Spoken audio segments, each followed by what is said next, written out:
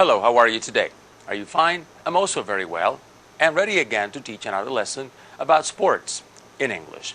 In this lesson, we're going to be talking about a number of sports disciplines, that is a number of different sports that we have not really talked much about along this course yet. You know that in the previous lessons that we have taught here, we've been talking about sports like volleyball, athletics, also basketball, chess, and baseball. So these have been some of the sports that we have, been dealing with in our previous lessons. Today we're going to we're going to continue talking about athletics a little bit, but different, let's say, events within this same sport, and we're going to deal with some other sports as well. But before we go into that, I'd like to go back a little bit to one of the things that we started explaining a few lessons ago when I taught the lesson about baseball. And that was because we didn't have much time to finish that part in that lesson. And we thought that maybe you would be interested in learning a little bit more about this, and also in copying the information that I had on the screen then. So what I'm going to do first is I'm going to show you now on the screen the contents of today's lesson.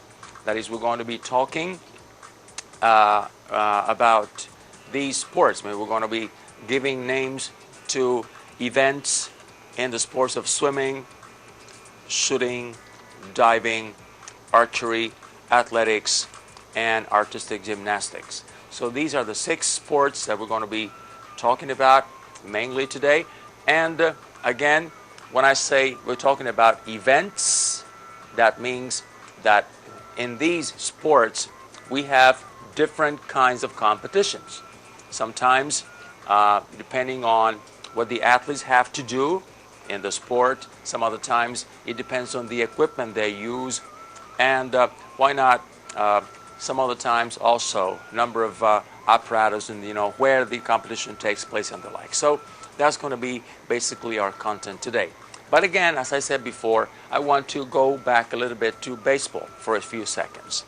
And that was because, as I said, we didn't have much time to finish this part 2 lessons ago. So what you had there on the screen then was this: some more language used in baseball. And I have here 4 expressions that maybe you want to write down. Number 1 is he pitched 5 innings on 3 hits. So inning is the same word we use in English, in Spanish sometimes. So he pitched, so the verb pitch is a regular verb, and then we use an ed at the end to put it in the past. So he pitched 5 innings on 3 hits. So it means that he only allowed 3 hits in these 5 innings. And you have in Spanish there the translation, the equivalent in Spanish, you have it there. Then number 2 is he gave up a run. To give up in this case means permitir. Then you would have here permitió una carrera. He gave up a run. And look at the word run, R-U-N. Y fíjense la diferencia entre la palabra run, carrera en béisbol, y como decimos carrera en atletismo. Que en la clase pasada varias clases hemos usado la palabra race, que es la palabra que se utiliza para el atletismo. Y quiero recordarlo en pizarra un momentico para que estemos todos claros en que la palabra carrera se utiliza en español la misma palabra para varios deportes, pero que en el caso del inglés utilizamos palabras diferentes para referirnos a esa misma palabra del español en dependencia del deporte de que se trata. So when we're talking about baseball, in the case of baseball we use the word run, okay? Then, the word home run comes from this. Home run is a run all around, all around the infield, So if you hit the ball and it clears the fence, then it means that you had a home run, and then of course it's a run. A home run means a run, at least one run, because of course if there are other, runners or then you will probably have to, have some more runs then. Okay, and then the word race, which means carrera in athletics. Also, when you're talking about swimming, talking about cycling, we use the same word race in this sport. So race and run, carrera, but we use in English different words depending on the sport. Okay, good. Then let's go back to the screen now, and we're going to continue now with the examples I gave you. So number 3 again is he struck out 7. Struck out is the past tense of strike out, and all of us, we know in Spanish how the meaning of the word strike, which means in baseball. Bueno, un strike. No tenemos una palabra que yo conozca al menos que se puede traducir esa palabra al español. Y utilizamos la misma palabra del inglés con una pronunciación un poco españolizada. Cuando decimos strike, decimos las bolas, las bolas es otra palabra en el béisbol. So then, strike out is a verb which means ponchar, and then he struck out 7 means, the 7 players were not able to hit the ball and they were out. Okay, so he struck out 7, ponchó a 7, and then he cleared the fence. The ball cleared the fence. He cleared the fence with his, with his hit. That you can say in baseball as well. So again, baseball is a sport, in which we use a lot of English words. We use a lot of, let's say, expressions and words that come from English, because baseball originated in an English-speaking country, as many other sports. And of course now, that's the reason why we use so many terms coming from the English language. And for people who are able to speak English, it's much easier to understand the rules of baseball, because when you hear people talk about baseball in Spanish, we use a lot of words that come from English. The same happens with many other sports.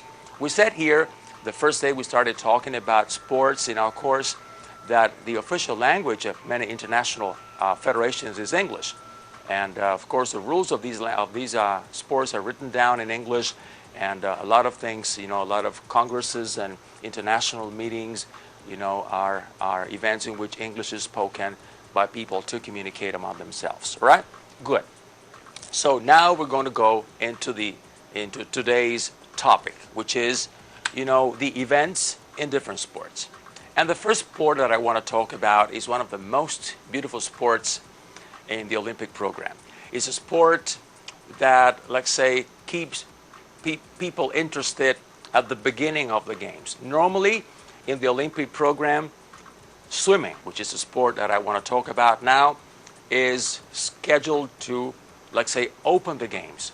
So probably for about a week at the beginning of the games, of the Olympic Games, and other multi-sport events like the Pan American Games or the Central American and Caribbean Games, swimming, comes into play at the beginning of the program of the games.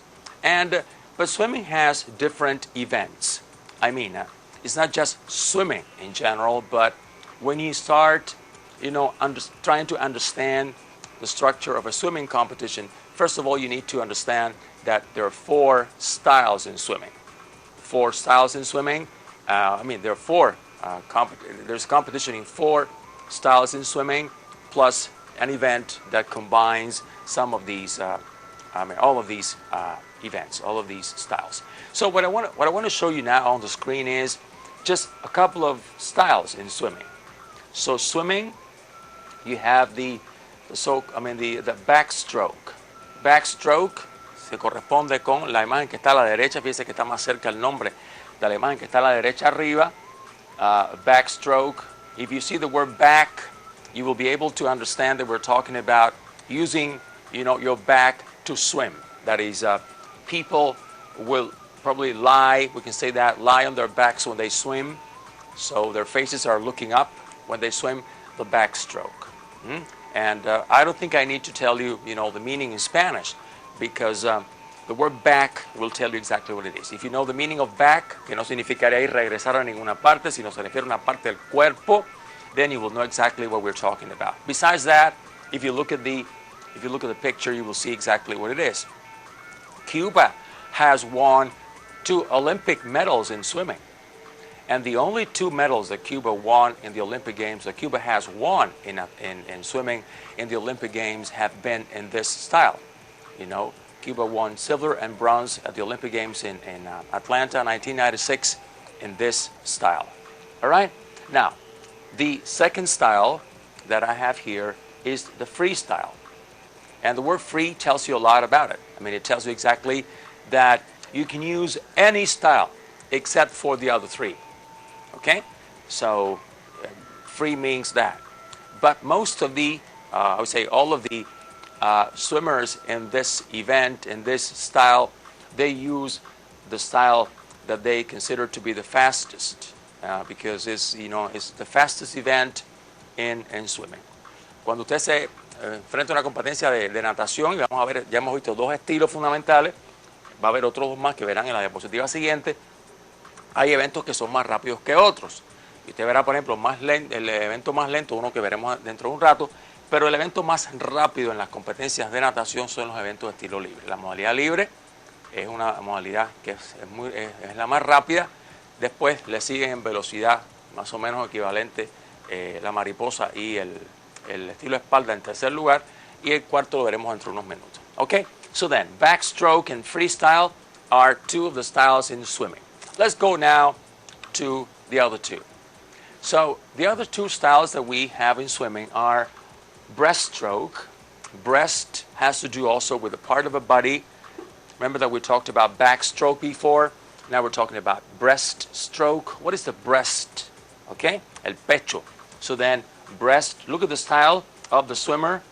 And we have then number 4 is butterfly. It's a style, when you see the swimmer swimming, he looks or she looks like a butterfly because of the way his arms go, resembling the wings of a butterfly. So that's the way it goes. And I was talking about slow events and fast events in swimming. And as I said, that the freestyle is the fastest one. When I talk about the slowest one, we're talking about the breaststroke. Okay? It takes a few more seconds for a swimmer to finish his race. Let's say 100 meters. If he's swimming using the breaststroke, than someone else who is using the freestyle when he's swimming. All right. So we have talked so far about the 4 pure styles. Okay, and there's competition at different distances in swimming. Also in different kinds of swimming pools. They have the short course swimming pools, which are 25 meters long, and also they have the long course swimming pools, which are 15-meter longs. Let's write that on the board. Yo explicaba que tenemos, a veces voy un poquito muy rápido, pero ustedes se supone que ya pueden entender un poco más, ¿verdad? Tenemos en el caso de la natación, piscinas que se llaman piscinas cortas, piscinas de curso corto y piscinas de curso más largo, que son las que se llaman the short course pools and the long course pools. The short ones are 25 meters long. So the length of the swimming pool of the short ones is 25 meters and the length of the long ones is 50 meters. So at the Olympic Games and major international events, they use the long one, the 50-meter swimming pool. Okay, the long course pool, and but also in the sport of swimming, they have world championships using the short ones, and they have records for the same distance, with the 25-meter pool, and a different record for the same distance, for the 50-meter pool. Usually the record in the short course, is a better time because there's when you have to turn several times, you win time by not having to swim, but just using your impulse, just like you're springing from the wall of the swimming pool. All right. So this is about the pure styles in swimming. I said that we have different distances, and the competitors here can swim 50 meters, 100 meters, 200 meters, also in the freestyle, 400 meters, 800 meters, and 1,500 meters. So these are the official distances in competition in international swimming. And this is a sport that is played by both men and women. But I have talked about the pure styles. Now I want to talk about a combination of styles. And that is what we call in swimming medley. All right? This is the individual medley event. What is medley? Medley is the combination of the 4 styles in one single event. All right? And we have an individual medley event, but we also have this like a relay, the medley relay. But we want to talk about, first of all, I want to talk first of all about the individual event. And it is important to know that there's a difference between the individual event and the, let's say, this relay event in the order of the events. Vamos a ver si me voy muy rápido, quizás sí, pero se lo voy a decir más despacito para el que no ha podido seguir el ritmo porque estamos usando mucho vocabulario que para algunos de ustedes puede resultar nuevo. Then, I was saying that we have a combination of 4 different styles when we are talking about the medley events. Let's look at the screen now. Here we have the individual medley events. Es una combinación de los 4 estilos que hemos hablado ya. But what is important to know here is the order in which all of these competitors will swim the different styles. Hay un orden en el que hay que nadar esos estilos. And in the individual medley, the first style that you would use is the butterfly. Look at it. It's the same swimmer we saw before, with his arms all spread, very wide, resembling a butterfly. That is the first style. Second style is the backstroke. So first of all, butterfly. Second is a backstroke. Number 3, we have the chest stroke. And number 4 is the freestyle. That's the order in which the competitors will, swim the different styles in an individual medley event. But also we have the medley relay. And that's what I want to show you now. Medley relay. Okay? El relevo involucra, it involves 4 different swimmers. Each of the swimmers will, will swim in his own style. But what is important here, or what is interesting here, is to see, and if you look at the screen, you're going to see a difference. No se trata de un ejercicio de encuentre la diferencia, pero si yo le regreso a la diapositiva anterior, usted va a ver un orden en el evento y ahora va a haber un orden diferente cuando vamos a la diapositiva en el relevo. And that means that when we are using, or we are in a medley relay event, the first event that we have is the backstroke. And there's a reason for that. The reason why the first one is the backstroke is because backstroke swimmers, they start inside the swimming pool. I mean, when they start swimming, they are already in the swimming pool. The other 3 will have to jump, from outside, into the swimming pool. And if you are the second or third to swim, and you're going to swim the backstroke, it's going to be difficult for you to, start from inside the swimming pool when there are other swimmers swimming at the same time as you're getting ready to start. For that reason, then, the first event is the backstroke and the relay. Second is the breaststroke, then the butterfly, and last but not least important is the freestyle, which is the quickest one, as we said before. So that is information about swimming. I'm sure you have probably learned a few words. Ya saben cómo se dice relevo, los 4 estilos fundamentales. Y el resto de la información que le estamos dando, que lo estamos haciendo rápido a todo propósito, es un poco para que usted se entrene en comprender información que se dice oralmente en inglés acerca del deporte. Y no siempre que uno escucha algo es para que le hagan preguntas de comprensión. O sea, no podemos aspirar de que toda mi clase o la clase de cualquier profesor sea que me pone un ejercicio para que yo responda a preguntas a partir de lo que escuché. Porque en la vida real las personas no funcionan así. Las personas escuchan, entienden, interiorizan y quizás parte de lo que entienden, que interiorizan, después lo pueden producir. Esperamos que eso sea, en el caso de ustedes, con un % determinado que les permita entonces llegar a tener a nivel de vocabulario activo algunas de las palabras, algunas de las cosas que nosotros les podemos enseñar aquí. Let's now go to the second sport. And the second sport is shooting. Okay? Shooting is a very important sport. It has been in the Olympic Games for many years, and it is also a sport in which Cuba has won medals in the Olympic Games. Cuba has won 3 medals in the Olympic Games in this sport.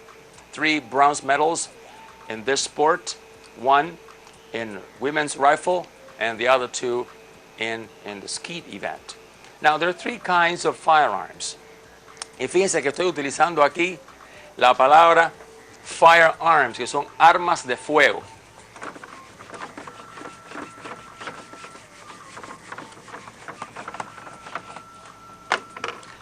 Firearms, armas de fuego. Y el término que se utiliza para las armas que no son de fuego, que son las llamadas armas blancas, incluye los cuchillos, las espadas, esas cosas, es un término que es así. Vamos a arreglarle esa N para que nadie piense que es una U y hacerla un poquito mejor. So, firearms and steel weapons. La de abajo es armas blancas y la de arriba son armas de fuego. Todo tiene que ver que son armas, pero fíjense cómo cambio en el inglés la palabra, que en español digo armas de fuego, armas blancas, misma palabra en español, pero tengo 2 términos diferentes en inglés. Okay? So, firearms and steel weapons.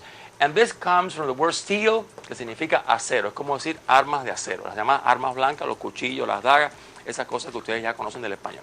Okay? So now I want to go back to the screen now and talk about shooting. So shooting, there are 3 kinds of arms, of firearms. Is the rifle, similar to Spanish, but you will call that in Spanish, when you talk about the sport, carabina, que no es el rifle, aunque algunos le llaman rifle, pero se utiliza el término carabina en el deporte del tiro, pistola, pistol, same, and then the shotgun, escopeta. And there are 2 kinds of events in the shotgun, with shotguns, the skeet and the trap. These are events in which the competitors do not shoot at, like say, fixed targets, but they rather shoot at clay targets that move in the air, and they need to be able to hit them, okay? All right, so these are the 3 types of firearms that we have in shooting. All right, I want to go deeper now into rifle shooting positions. Maybe you have seen on television and also, why not, films or documentaries, that there are shooters who use different positions when they want to shoot, their bullets. And that is the case of shooters when they use a rifle. These are typical of rifle shooting, not of pistol shooting, at least not in competition.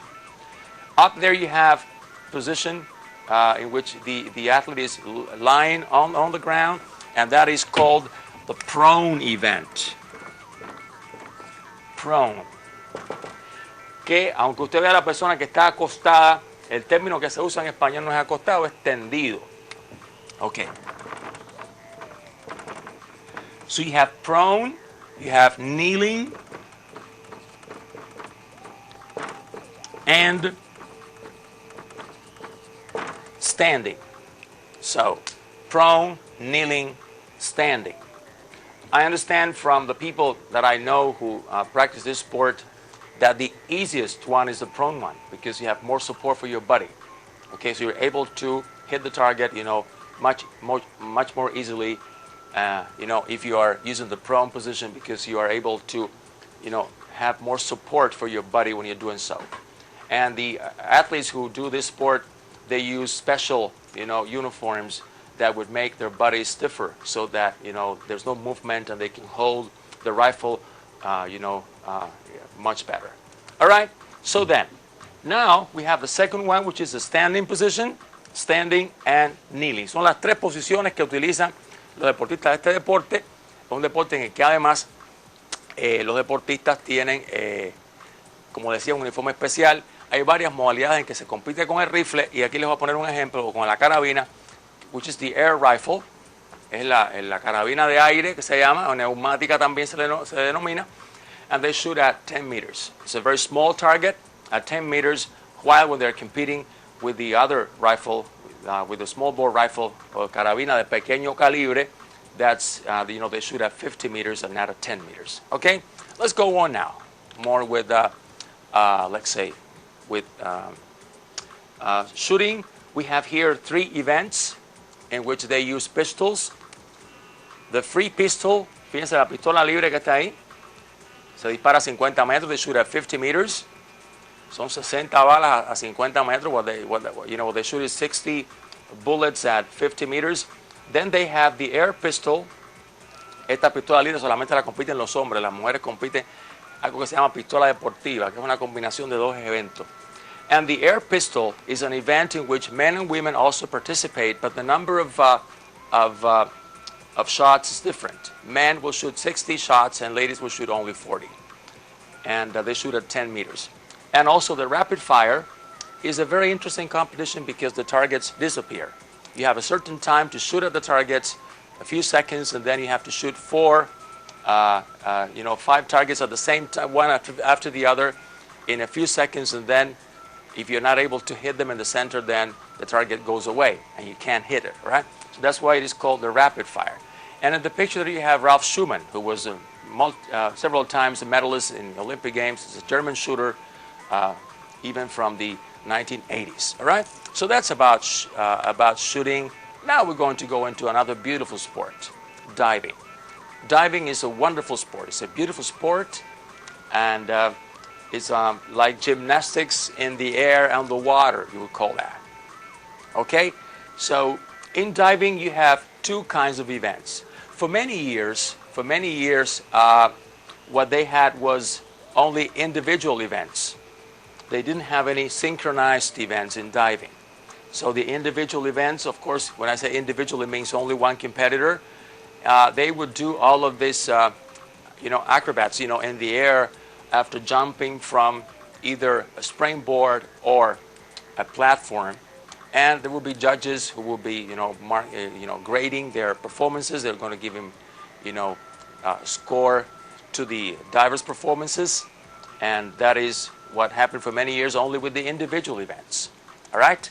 Then, a few years ago, the International, Federation of Aquatics, they incorporated the synchronized diving events. And that, adds a lot to the emotion of the sport.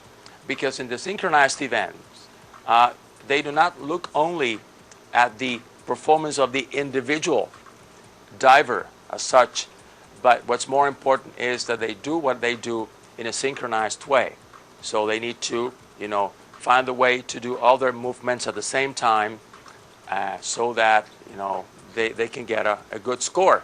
Also, the way they just, dive into the water. That's important. If the water doesn't splash, too much, then it means that there was a good dive. If there was a lot of water splashing out, then it means that was not a good one. And that was because maybe the diver, hit the water with his chest or maybe his back and did not just drill into the water, like a machine. That's what happens. So then individual and synchronized events in diving, these are the two events, main events in diving. But it depends. There's also a classification of diving events in terms of where the divers jump from.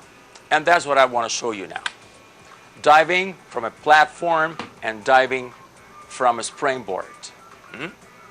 Diving from a platform. Up there you see two women. They're jumping in a synchronized event from the platform. A platform is like a fixed area from which they jump. They have different heights for the platforms, 10 meters sometimes, 5 meters some other times, but also they have different heights for the springboards. There's a 1 meter springboard and there's also the 3 meter springboard. Look at the springboard diver here. I think he was the Olympic champion in Los Angeles 1984. Greg Louganis from the United States. All right? So this is basically some of the information we wanted to give you about diving. Again, diving is a sport in which it is very important to have fair judges. And I want to write on the board what I mean by this. Let me erase this.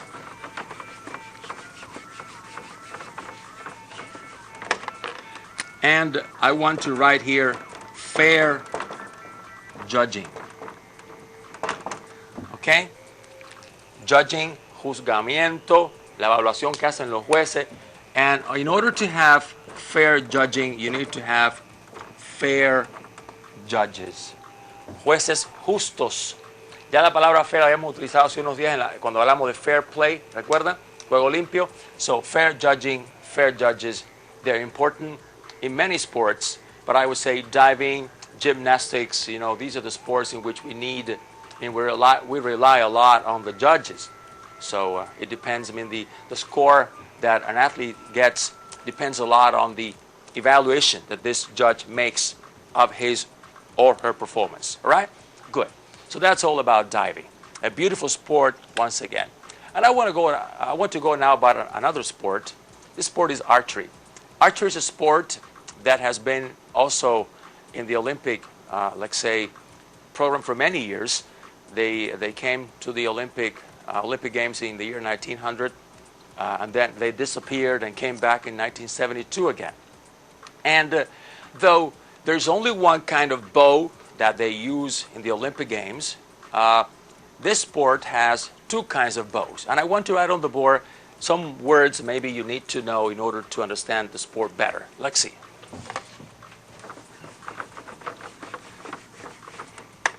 So, this sport, for this sport we need to know the word bow. Bow, el arco, the bow, and of course, if you have a bow, you need to have arrows, to shoot. And then bow, arrow, palabras que son importantes, el arco, la flecha, the sight. What is the sight? La mira, que también la tenemos en el tiro deportivo. So, bow, arrow, sight. So these are important words that we have in the sport of archery. And of course, the person who shoots the arrows is the archer. You can have a lot of bows and arrows, but if you don't have anyone to shoot the arrows, then there's no sport. So the archer is important as well. Okay, bow, arrow, sight, archer, and the verb is to shoot. You shoot arrows,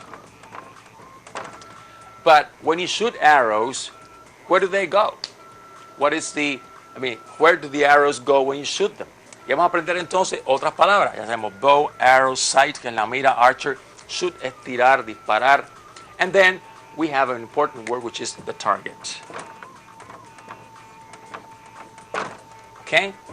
The word is target, que no significa nada de tarjeta, no tiene nada que ver con eso, es la diana a la que se dispara, tanto en el tiro deportivo como en el tiro con arco.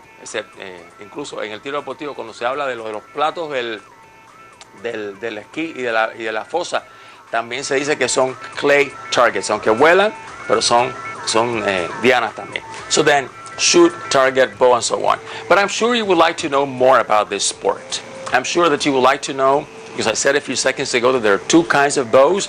So in archery, they have two kinds of bows. The arrows are about the same for all kinds of bows, but there are two kinds of bows. Dos tipos. Two kinds of bows. Vamos a verlo aquí. Está un poquito apretado, pero creo que lo ven. Dos tipos de arco. And I want to show you now some pictures of the bows so that you have an idea of what we're talking about. All right, let's see now. Here we have a very young archer from Mexico shooting a compound bow. A compound bow is a bow that maybe you have seen in films. Y este arco, voy a explicarlo un poquitico en español para que después entiendan el inglés. Es un arco que tiene una característica muy especial, que es que tiene un sistema de poleas y correas. Y ahora veremos cómo se hizo en inglés porque lo tienen más adelante escrito. Ese es un arco en el que el arquero tiene un disparador, o sea, él no agarra la cuerda con sus dedos, él tiene como un gatillo que lo agarra, lo conecta, o sea, él agarra la cuerda con ese gatillo, lo lleva atrás y hace su ejecución, pero él nunca toca la cuerda con los dedos, lo que es muy, muy favorable porque al no tener que tocar con los dedos, pues entonces el gatillo hace toda la operación y las flechas salen casi siempre a la misma dirección, o sea, no hay movimiento de los dedos que pueda provocar que el arquero influya sobre el movimiento de la flecha. So then, this is a compound bow, and I want to show you now some information about this kind of bow. So there are two divisions in archery competitions. This is what I told you before. Simple language. The recurve bow, and we'll talk about it in a few seconds. the recurve bow, and the compound bow. ¿Ok? Recurvo y compuesto serían las palabras en español. The recurve bow and the compound bow divisions. The compound bow, que fue el que ya vieron, ese que vieron en la foto, y se lo voy a poner un ratico de nuevo, which you may have seen in films, has wheels and pulleys. Wheels son las poleas, wheels, and pulleys, las correas. Un sistema de polea, correa. Eso funciona en mecánica. Todo el que sabe un poco de mecánica sabe a qué me estoy refiriendo. So then, the compound bow, which you may have seen in films, has wheels and pulleys at the end of its limbs. Y fíjense la palabra limbs, que sería los extremos del arco, o sea, las patas, como diríamos en Cuba. En otros países le dicen las ramas, tienen otros nombres. So, has wheels and pulleys at the end of its limbs. In addition, a word that we use to add information, in the compound division, it is allowed to place a magnifying lens, un lente de aumento. Fíjense que esa mira incorpora, para esos tiradores que disparan con ese arco que se llama compuesto, tiene una mira que tiene un lente de aumento. Fíjense cómo se dice lente de aumento. Está en la pantalla. Magnifying lens. Y usted ve la palabra lens terminando en S y sin embargo es singular. A magnifying lens in the bow sight. Ya les enseñé la palabra sight, que significa mira. And the archers can use release aids which help them hold and let go of the string. So the release aids, esos instrumentos que les decía, que es para ayudar a liberar, para soltar la cuerda, release aids son que ayudan a eso, which help them, que los ayudan a sostener, hold.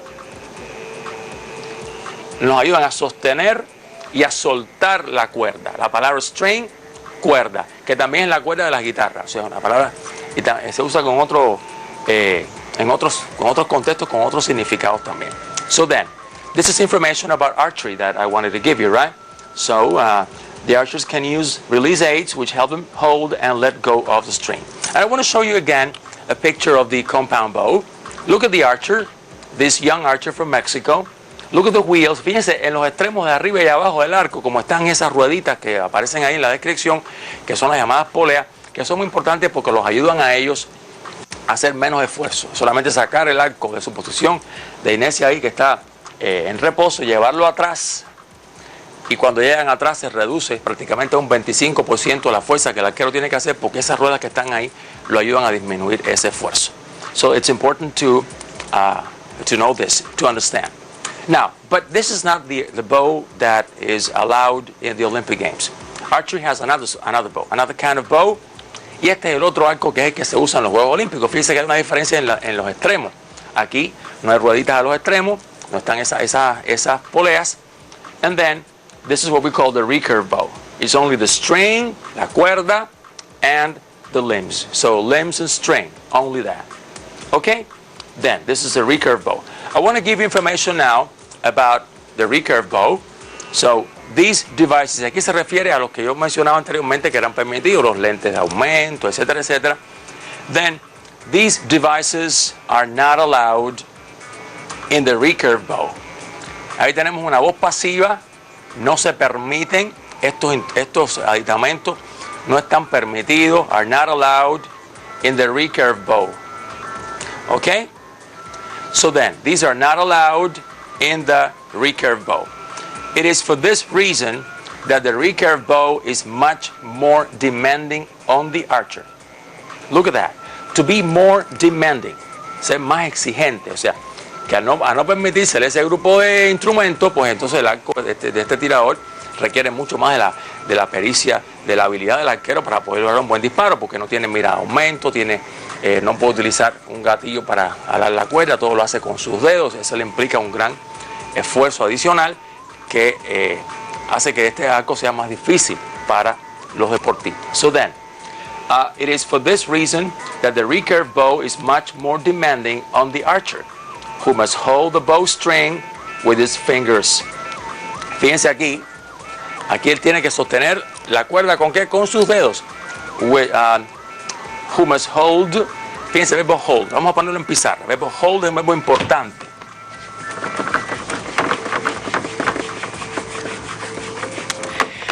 It's an important verb not only for archery, but for many things in life. To hold, sostener. También significa hold on cuando usted está hablando por teléfono. Hold on es no cuelgue. También, eso lo hemos dado en los primeros cursos, recuerdo. Pero el verbo hold aquí significa sostener. Y el pasado sería ¿cuál? Hold, present, held, past, and, I'm sorry, and the participle will be held as well. So hold, held, and held. Hold, present, held, past, and held participle. So then here, the archer has to hold the string with his fingers. And that's, what makes it, the whole thing more difficult for him. Okay. Aided only. ¿Qué querrá decir esa palabra? Aided. Es ayudado. Aided only by a piece of leather. Un pedacito de cuero. To prevent finger bleeding. What is finger bleeding? Bleeding es sangramiento. To prevent. Para evitar. To prevent finger bleeding. Okay? So that is one thing that they can use in order to prevent finger bleeding. It's a piece of leather that they put here in their fingers just to be able to hold the string, draw back, and then, make all the execution possible, and then release the string. Okay. The recurve bow, this is important, is the only division presently contested at the Olympic Games. Okay? It's the only one kind of bow that is now allowed in the Olympic Games in archery. So there's no compound division at the Olympics, though the International Archery Federation does have the compound bow in their World Championships. It's only at the Olympic Games and at the Pan American Games that there's no compound archery. All right? Now we have talked about how many sports so far. We talked a bit about baseball at the beginning. Then we went on to talk about swimming, then shooting. Then we went back to the swimming pool again. We went to diving. And then, number 4, we've talked about archery. Now I'm going to go to one of the, let's say, sports that attracts everyone around the world, so-called the king sport. Then we have athletics. But when I talk about athletics, today I don't want to talk about races. I mean, no races today. Hoy no hablan de carreras en el atletismo. We talked about races before. I mean, I remember we had a lesson here in which we talked about Usain Bolt, who is a sprinter, a Jamaican sprinter, and we sort of like talked about different events in this kind of sport having to do with the, the track. I mean, there's, running around the track. We don't want to do that today. Today I want to talk about events that we have, on the field, which are called the field events. Y aquí tenemos los eventos que se llaman de lanzamiento, que son 4 eventos fundamentales. We have the shot put, and I'm sure you'll be able to understand what it is because you have a picture there. The shot put is a very heavy ball of iron, that the athletes will have to, to push so that it moves ahead. Normally, if you're able to push, the shot around 20 meters, you can get medals. 20, 21 meters is basically it. For many years, some of the athletes in this sport, were able to, get to longer distances just because they were doped. A lot of doping was part of the sport of athletics many years ago, and so many records were set by athletes who were doped then. Not anymore, hopefully. So then, the shot put is one of the events that we have in athletics. Cuba won a gold medal, at the Olympic Games in 2004 in this event in women's shot put. So then, we'll go on with athletics. And this is a discus throw. Discus, la palabra se lo dice, lo que está con una letra que cambia, pero por lo demás lo mismo. The discus throw. And Cuba has also won a gold medal at the Olympic Games in this event. Women's discus throw in Barcelona 1992.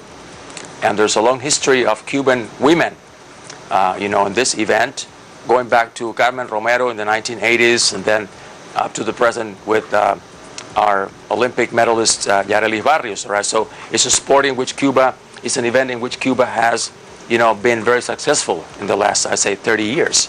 Okay, then we go to the javelin throw. And here we have a woman who gave Cuba the first gold medal ever won by a woman, by a Cuban woman in the Olympic Games. Gold medal, because Cuba had won other medals. Cuban women had won other medals before. But it was in Moscow in 1980 when Maria Caridad Colón won the gold medal in the javelin throw event. If I'm correct, I think it was 68-40. 68 meters and 40 centimeters. That was the distance, and that was at that time the Olympic record. Maybe you remember, and I want to talk a bit about javelin, that in this event they needed to change the center of gravity of the javelin. Men were shooting, were throwing the javelin so far that then the stadium was too small, and they needed to change the center of gravity, the centro de gravedad, the center of gravity of the javelin, so that it would not go that far, and it would be possible to continue, having the javelin throw event inside a stadium. That was, that change was made about, 15 years ago, I think. I'm not quite sure, but I think it was there at that time. And then number 4 in athletics, is the hammer throw. And there we have our world champion, Gypsy Moreno, in one of our competitions. There she is, all right? So that's a hammer throw. Hammer, like el martillo normal de los carpinteros, igualito, all right? So then, here we go again. Athletics, we have the long jump. The word is easy, long jump. Cuba also with a gold medal in the Olympic Games. Okay? Then we continue. The triple jump. Cuba has also won medals at World Championships, and this is one of Cuba's best athletes today, Yareli Sabigne, who has been world champion in triple jump. She's also a competitor sometimes in the long jump. And we have the high jump, a very, let's say, difficult event because it requires a lot of, expertise and also technique in order to be able to do all the movements, you need to make in order to jump so high. And Cuba, of course, as you know very well, Cuba also won a gold medal at the Olympic Games in Barcelona in '92 with Javier Sotomayor, all right? So then, and the pole vault. Pole vault. Pole es como la pértiga, and vault es el salto. Ese salto de la vuelta que se da en el aire para caer. Que es lo que ustedes saben que hay en el evento. And the picture we have here, we have a legend here in this picture, is Sergei Bubka from Ukraine. He was, Olympic champion. He set a lot of world records in this event for many years, and now he is a member of the International Olympic Committee. Sergei Bubka from Ukraine. All right, so we have covered so far some of the events that we have in athletics, which are, not the usual races, but, events that take place in the field, not actually on the track, okay? So, I now want to go to the last sport in today's lesson. Last but not least beautiful. And this is the sport of gymnastics, okay? Gymnastics, which is a sport that is played or practiced both by men and women. We have here 2 of the events which are contested in the women's artistic gymnastics. And you will see here que se utiliza la palabra artistic. En el caso incluso el deporte, en la actualidad se diferencia un poco de la gimnasia rítmica deportiva, y aquí está la gimnasia artística. Se dice que se estableció esta diferencia porque para diferenciarlo un poco de la gimnasia militar que hacían los militares cuando estaban en su entrenamiento. Es una gimnasia que tiene un propósito más hacia más artístico, aunque realmente requiere de mucha fuerza, de mucha preparación física, pero es la razón por la cual en determinado momento se decidió nombrarla de esta manera, y en la actualidad sirve para diferenciar una de la otra. So we have the beam, la viga de equilibrio. Fíjense que tiene 2 nombres, beam, o también se le puede decir balance beam, las dos. Es el mismo evento, pero con otro nombre. And the uneven bars. Se llamaría en español barras asimétricas, the uneven bars. Quiere decir que no están una a la misma altura que la otra. So the uneven bars is a women's event. Then we come to the floor exercise, which is an event that is the same for men and women. But of course they compete in different events.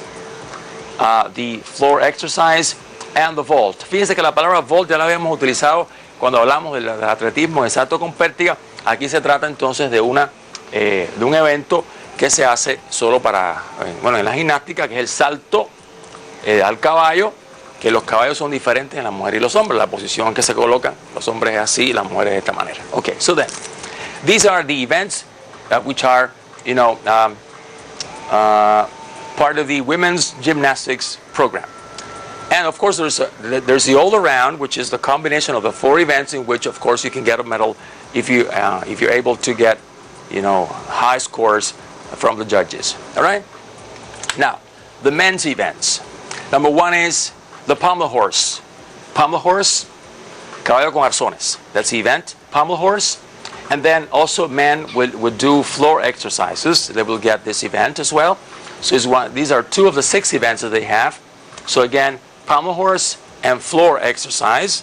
These are events, you know, in the men's competition. And we have the rings. A very difficult event. The rings is difficult. Many gymnasts consider the ring and also the rings and the pommel horse as the most difficult ones. Then the parallel bars. Parallel bars is number 4.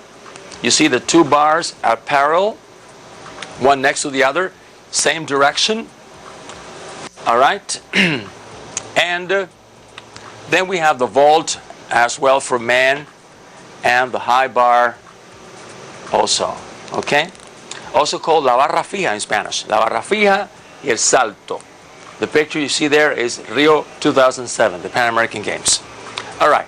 So this is a sport of gymnastics. Okay.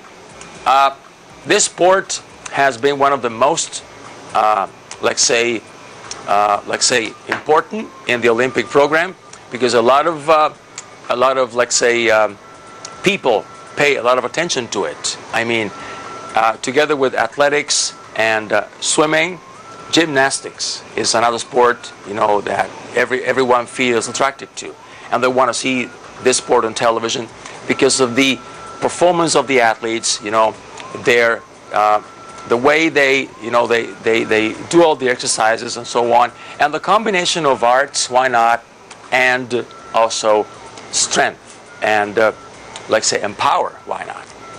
So today we have been able to cover, let's say, terminology that is proper of certain sports. That is sports which are all in the Olympic program, sports that are followed internationally by different people, by a lot of people, I would say, in many cases. And I thought it was important for you to have an idea of the terminology that is used in these sports.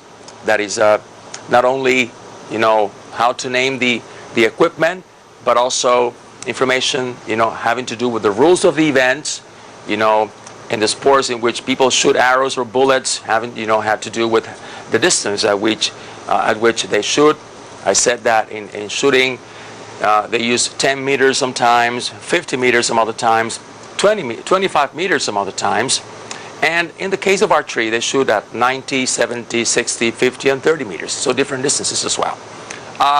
In today's class again, I think I have enjoyed the lesson today because I've been able to talk about things that I like. And I like sports. And I suppose you like sports as well. And that's the reason why you're looking at us today. That's the reason why you're watching our lesson today. Because you want to learn English, and also because you're somehow, let's say, interested in the beautiful world of sports, which I think is just, you know, wonderful. So I don't think there is much more to say today. I just want to invite you to another lesson of English on television, and we're going to continue talking about sports again. So have a good day, and see you some other time.